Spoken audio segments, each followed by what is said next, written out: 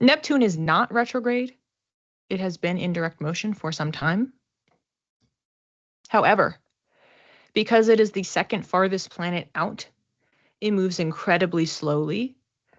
And that rise and fall of the retrograde with that post-shadow and pre-shadow, those are very extended periods of time, such that they actually are overlapping.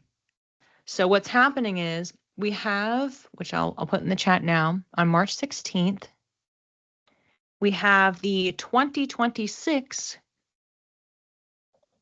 retrograde pre-shadow starting.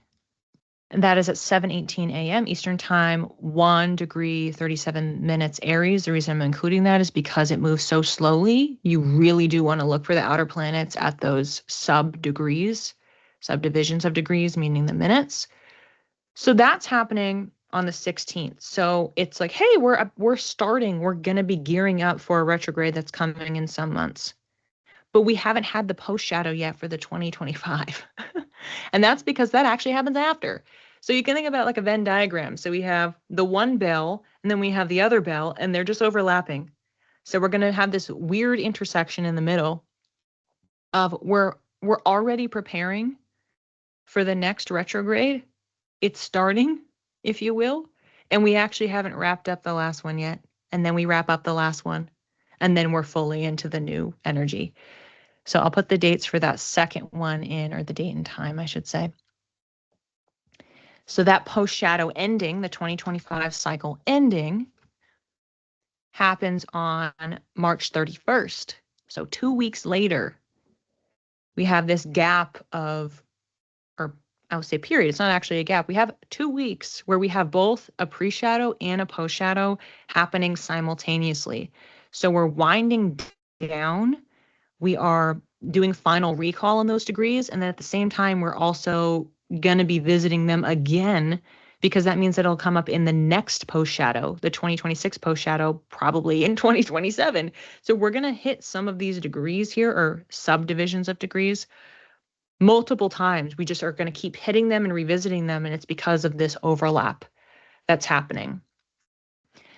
So this post-shadow ends March 31st, 6:42 a.m. Eastern Time at 2 degrees 11 minutes Aries. As you can see, it's less than 1 degree apart. Very, very fractional. So you can get that granular when you are looking at your chart. So if you see where any planets are, any lines are, if you're looking at a tool like AstroSeek or some other apps, there's some that also include the minutes rather than just the degree point. And so you can really zero in and see where that is falling, because you never know. You could have a line that's separating a house and it's at, 150. Okay, well, that matters because it's going to be right in between these two, or it could be on one side or it could be on the other. And that would mean they're happening in different houses. All right, so those two are overlapping. And I want to give a little bit more details on the timeline. So the new cycle starts first. That's March 16th. The new cycle, which is March 16th to April 2nd of 2027. That's that chapter. So we have the wind up, the actual retrograde, which will come later this year, continue, and then the wind down early April 2027. The current cycle that we are in for the Neptune retrograde began March 13th, 2025 in Pisces. So again, these flavors are very, very different because that was one that was crossing signs. And the next one is our first lived cycle that's fully in Aries.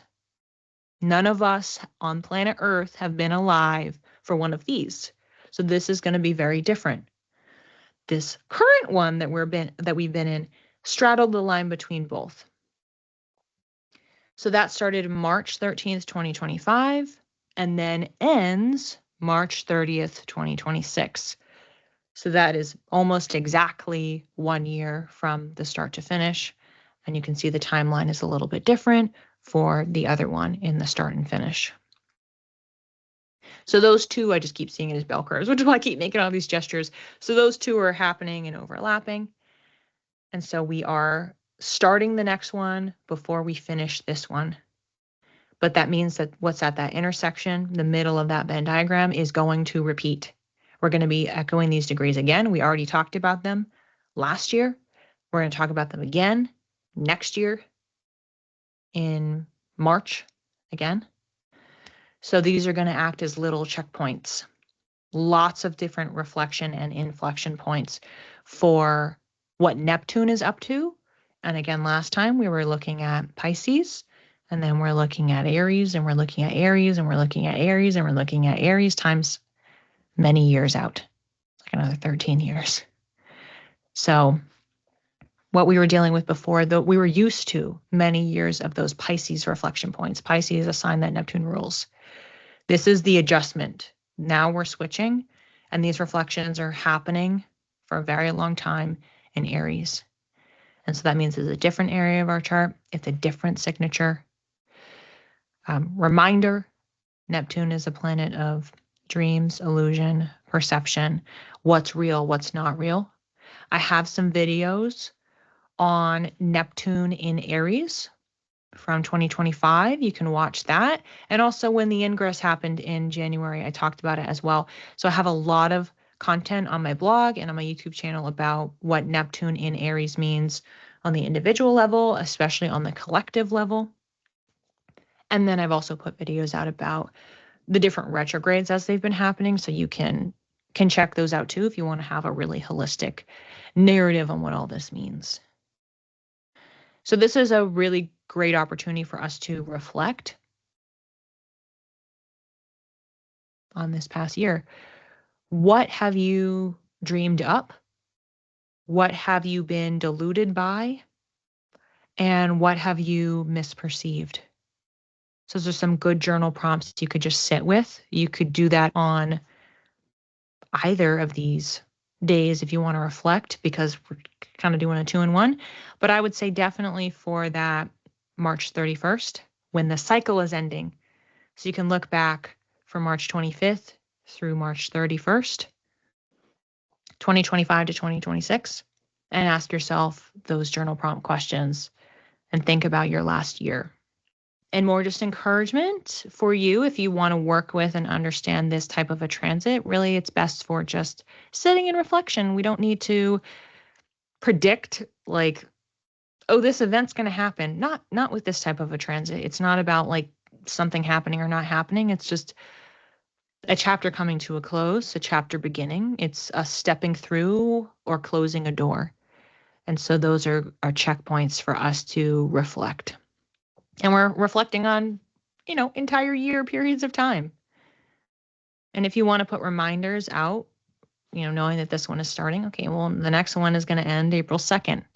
All right. So knowing that Neptune is in Aries and what that means for me and what degree points it's going over, how might I work in this area over the next year? You could do that if you wanted to do a bit of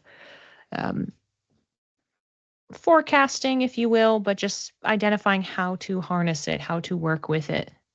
That's also an option on the pre-shadow side for that transit happening on the 16th.